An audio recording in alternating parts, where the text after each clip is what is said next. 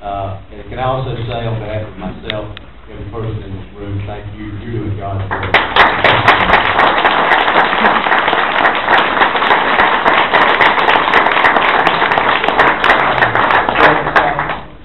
One of the many problems with No Child Left Behind is that it doesn't allow the flexibility that you're talking about.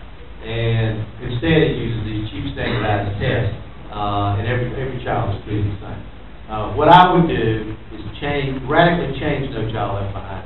That didn't work, I'd get rid of it. And the way I would radically change it is to have you, the teacher, central to the evaluation process, not kids filling in bubbles on a multiple choice test. So that you know how your kids are doing.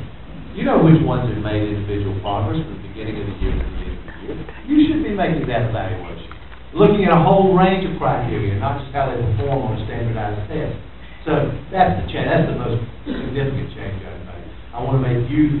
We went through this, although not in special education, with my daughter, who's in the third grade. Was in the third grade last year in public school in North Carolina. She went to a great public school, had a great teacher. They spent half the year getting ready for the end of grade test. I mean, I've seen it. Nobody has to explain this to me. I've seen it. So that's the main thing I do. In addition to that, for the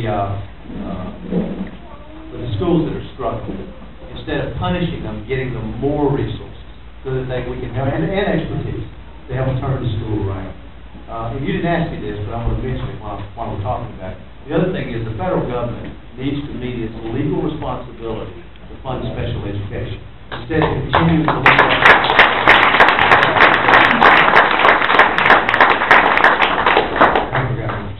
mental health.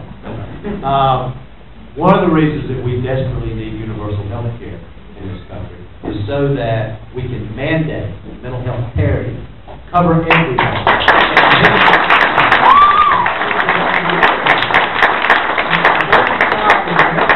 And health care coverage, which is what I have proposed, mandated by law, and the health care coverage is required to cover mental health the same as physical health, then it's not a school issue.